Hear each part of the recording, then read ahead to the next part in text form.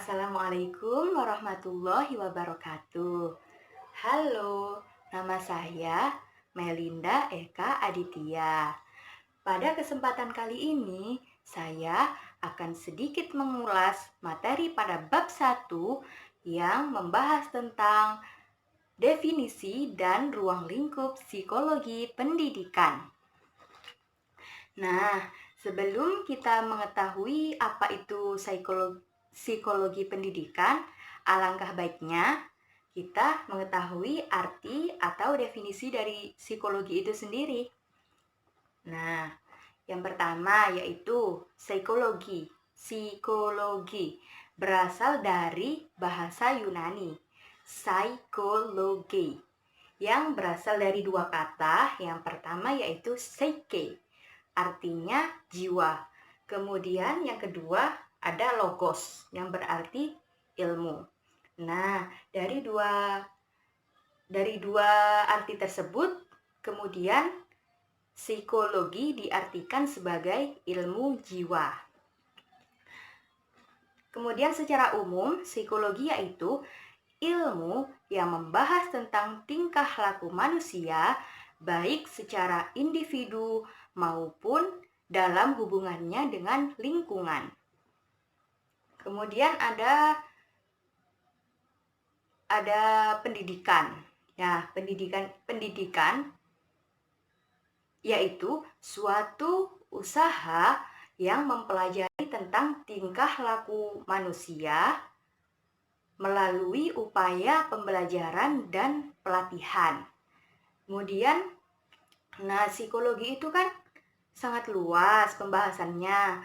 Oleh sebab itu, psikologi dikelompokkan menjadi 5 bagian. Yang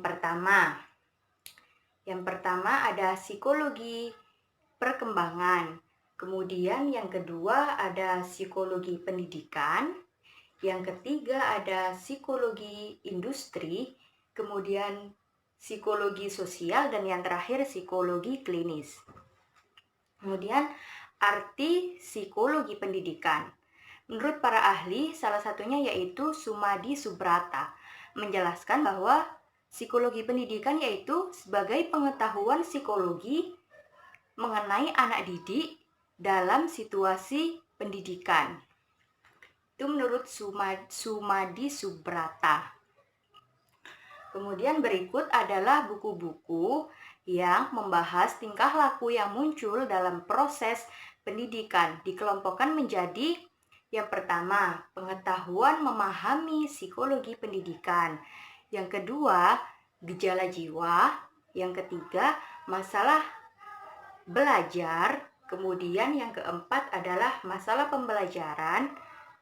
Yang selanjutnya, yang kelima ada pengukuran dan penilaian. Kemudian yang keenam ada diagnosis kesulitan belajar. Diagnosis kesulitan belajar. Dan yang terakhir ada kesehatan mental di sekolah. Nah, itulah materi yang dibahas dari bab 1 yang membahas tentang psikologi pendidikan dan ruang lingkupnya. Nah, kemudian dari materi tersebut kita evaluasi ya.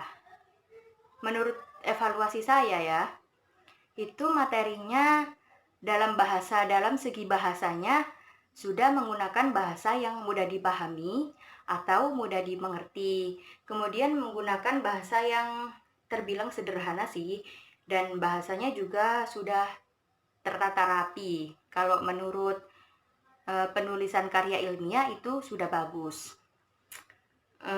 Ada pula kata-kata yang berasal dari kata ilmiah, tapi masih familiar di telinga kita sebagai seorang mahasiswa. Kata-katanya yaitu ada diagnostik, ada diagnotis, kemudian ada teoritis. Selain itu, ada juga kata-kata yang menggunakan kata bahasa Inggris. Yang pertama, kalau nggak salah ada dua, setahu saya ada dua. Yang pertama adalah performance. Nah, dapat diketahui arti performance yaitu kinerja. Kemudian ada maladjustment. Ini maladjustment artinya, kalau saya mencari di internet, artinya itu ketidakmampuan menyesuaikan diri. Nah, itu dia. Dari segi kekurangannya, ada kekurangannya, tapi itu sedikit. Kekurangannya yaitu dalam materi tersebut, pembahasan pada poin ruang lingkup itu tidak dijelaskan secara mendetail. Menurut saya kurang penjelasannya, dan hanya dijelaskan secara umum saja, belum secara detail.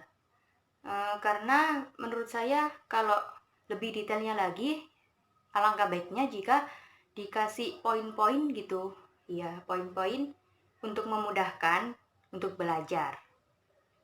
Nah, itulah analisis atau ulasan yang dapat saya sampaikan. Sampai sini, terima kasih dan wassalamualaikum warahmatullahi wabarakatuh. Jangan lupa ya, like, comment, and subscribe.